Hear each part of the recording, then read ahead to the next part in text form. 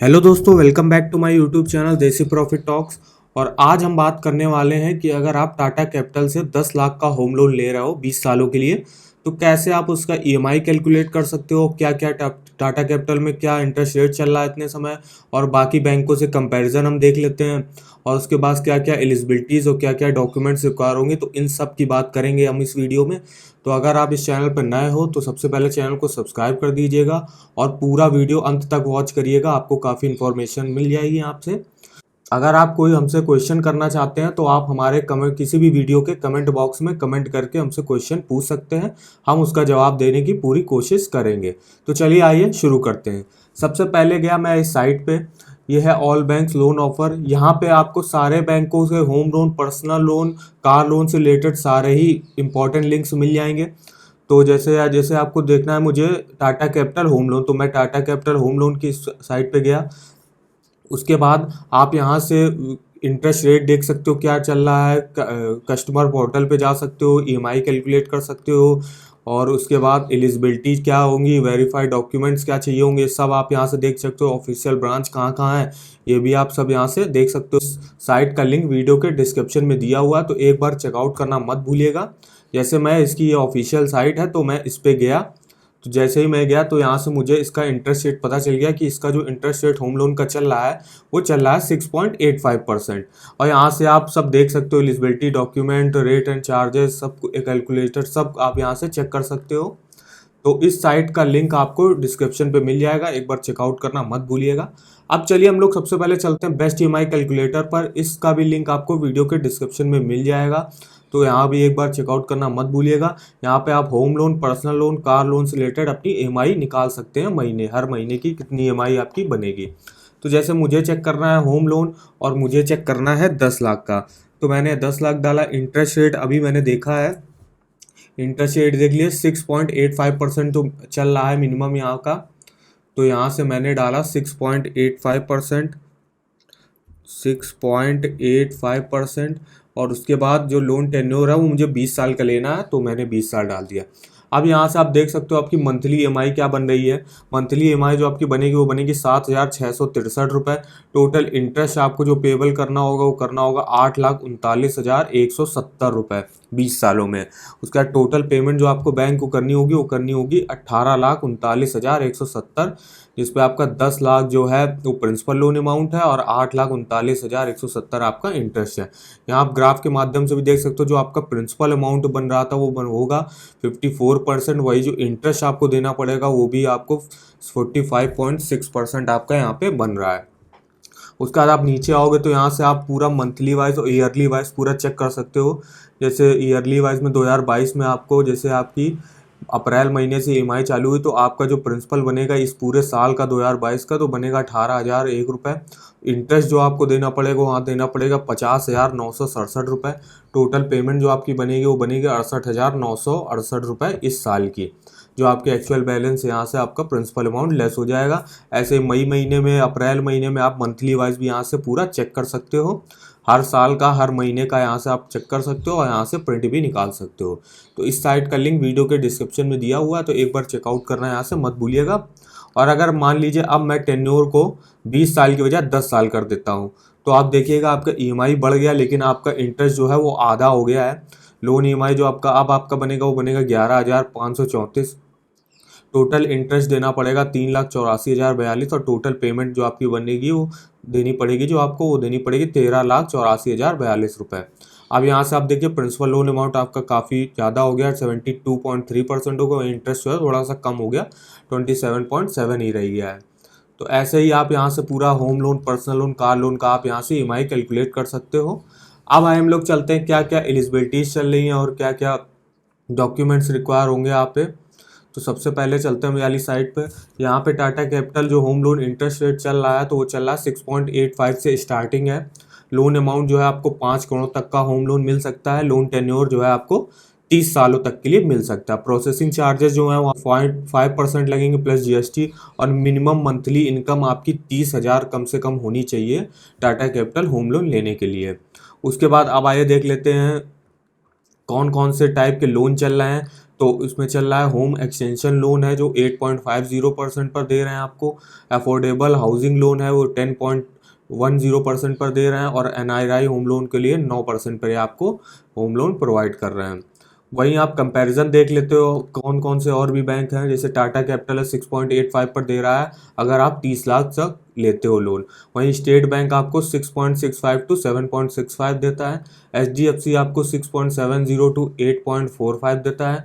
Axis bank आपको 6.75 to 11.50 देता है। और आईसीआईसीआई बैंक आपको 6.70 टू 7.55% देता है।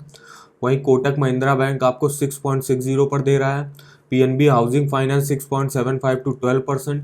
वहीं पंजाब नेशनल बैंक आपको काफ़ी अफोर्डेबल प्राइस पे इंटरेस्ट रेट प्रोवाइड कर रही है 6.55% टू 7.95%। उसके बाद bank of Baroda 6.75 to 8.25। Union bank of India 6.60 to 7.60। और आईडीएफसी फर्स्ट बैंक भी आपको काफ़ी अफोर्डेबल में लोन प्रोवाइड कर रहा है होम लोन 6.50 से यहाँ पे स्टार्टिंग है। एल&टी हाउसिंग फाइनेंस आपको 6.75 टू 7.75। Bajaj housing finance 6.65। और गोदरेज हाउसिंग फाइनेंस 6.50। वहीं एलआईसी हाउसिंग फाइनेंस आपको 6.70 टू 7.85। तो जो सबसे कम इंटरेस्ट रेट चल रहा है होम लोन का वो चल रहा है आईडीएफसी फर्स्ट बैंक पे आपको मिल जाएगा बढ़िया, और उसके बाद आपको पंजाब नेशनल बैंक भी कम में प्रोवाइड कर रहा है। तो ये दो बैंक्स हैं जो आपको कम इंटरेस्ट रेट पर लोन प्रोवाइड कर रहे हैं होम लोन। अब देख लेते हैं क्या क्या प्रोसेसिंग फीस और चार्जेस लग रहे हैं। जो प्रोसेसिंग फीस है आपकी 0.5% लगेगी लोन अमाउंट की। फॉर क्लोजर चार्जेस यहाँ पे कोई भी नहीं लग रहे हैं। डिलेड ईएमआई पेमेंट, अगर आप ईएमआई देने में थोड़ी सी देरी कर देते हो तो आपको 2% का यहाँ पे टैक्स देना पड़ सकता है। फिर लीगल चार्जेस और कलेक्शन एजेंसी इनका। उसके बाद देख लेते हैं Tata capital housing loan types of. जो टाटा कैपिटल लोन है उनमें टाटा कैपिटल हाउसिंग लोन का क्या लोन अमाउंट आपको यहाँ से मिल सकता है और क्या क्या टेन्योर है। तो लोन अमाउंट आपको यहाँ से 5 लाख से 5 करोड़ तक का मिल सकता है, और टेन्योर आपको 30 सालों तक के लिए मिल सकता है।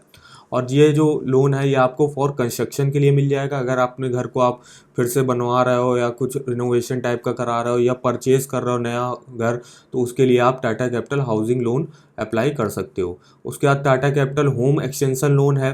तो फॉर एडिंग स्पेस, अगर आप क्या कहते हैं अपने घर में थोड़ा सा और अपना बड़ा करना चाहते हो तो उसके लिए आप Tata capital home extension loan ले सकते हो, जो आपको 2 लाख से 5 करोड़ तक का लोन दे सकता है। टेन्योर जो है यहाँ पे 30 साल तक के लिए आप ले सकते हो।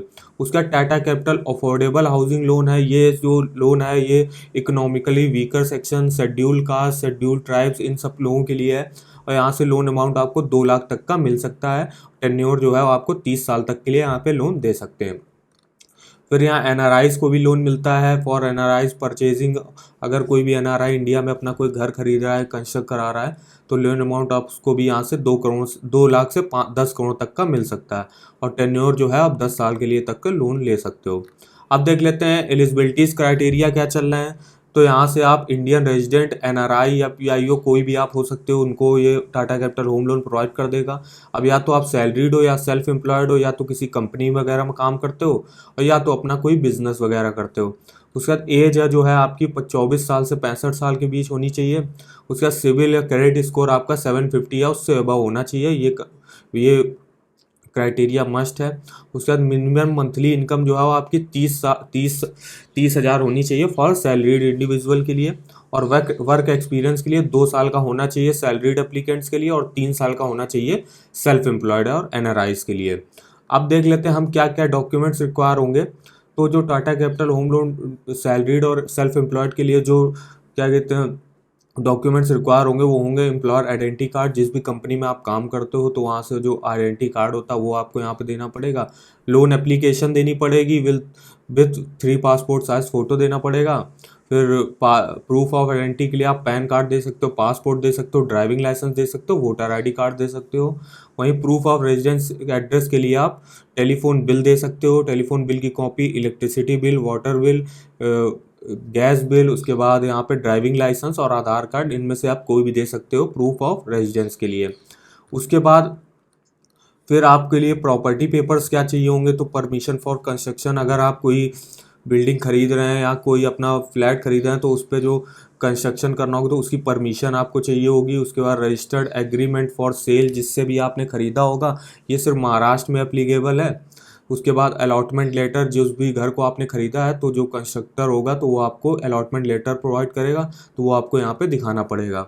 उसके बाद शेयर सर्टिफिकेट आपको यहाँ से दिखाना पड़ेगा, अप्रूव्ड प्लान कॉपी दिखाना पड़ेगा, registered development agreement of builders ये आपको दिखाना पड़ेगा, कन्वेंस डीड मतलब आपके नाम पे घर हो गया है कि नहीं उसकी आपको यहाँ पर पूरा दिखाना पड़ेगा कि ये जो घर है वो आपका ही है, तो इससे आपको लोन मिलने में काफ़ी आसानी हो जाएगी। उसके बाद पेमेंट रिसीप्ट दिखाना पड़ेगा आपको, जो भी आपने बिल्डर या सेलर जिससे भी ख़रीदा है तो उसको जो आपने पेमेंट करी है तो वो आपको यहाँ पे पूरी दिखानी पड़ेगी। उसके बाद अकाउंट स्टेटमेंट से रिलेटेड क्या क्या चाहिए होगा, तो लास्ट 6 मंथ की बैंक अकाउंट स्टेटमेंट आपको चाहिए होगी, और अगर आप प्रीवियस कभी आपका लोन लिया होगा तो उसका लास्ट 1 ईयर की आपकी अकाउंट स्टेटमेंट यहाँ पे दिखानी होगी।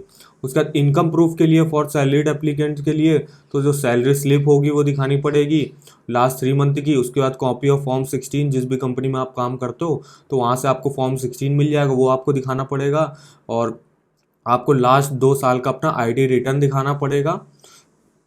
उसके बाद income proof non salaried applicants के लिए क्या है, तो यहाँ पे जो बिज़नेस वगैरह करते हैं उनके लिए क्या डॉक्यूमेंट्स चाहिए होंगे, तो उसमें बिजनेस एड्रेस प्रूफ चाहिए होगा, आईटी रिटर्न लास्ट 3 ईयर का चाहिए होगा, income tax return, balance sheet चाहिए होगी जिस पे आपको दिखाना होगा profit and loss last 3 year का, जो बिजनेस लाइसेंस डिटेल्स चाहिए होंगी, यहाँ से टीडीएस सर्टिफिकेट चाहिए होगा जिसमें फॉर्म 16 होगा, ए होगा। उसके बाद सर्टिफिकेट ऑफ क्वालिफिकेशन होगा, जैसे सीए डॉक्टर के लिए अगर आप लोन ले रहे हो, सीए और डॉक्टर हो, तो आपको सर्टिफिकेट ऑफ क्वालिफिकेशन यहाँ से दिखाना होगा। तो ये इंपॉर्टेंट डॉक्यूमेंट्स है जो आपको लगेंगे एक होम लोन लेने के लिए। तो आप इस साइट से जाके किसी भी लिंक पे जाके अपना इंटरेस्ट रेट या आप क्या एलिजिबिलिटी और क्या क्या डॉक्यूमेंट रिक्वायर यहाँ से चेक कर सकते हैं। तो एक बार इस साइट पर विजिट करना मत भूलिएगा। और अगर आपको ईएमआई कैलकुलेट करना है तो बेस्ट ईएमआई कैलकुलेटर पे जाके आप किसी भी home loan, personal loan, car loan का ईएमआई अपना कैलकुलेट कर सकते हो। तो आज के वीडियो में बस इतना ही। अगर आपको वीडियो पसंद आया तो चैनल को सब्सक्राइब कर दीजिएगा और वीडियो को लाइक कर दीजिएगा। तो चलिए कल मिलते हैं नेक्स्ट वीडियो में, तब तक के लिए धन्यवाद।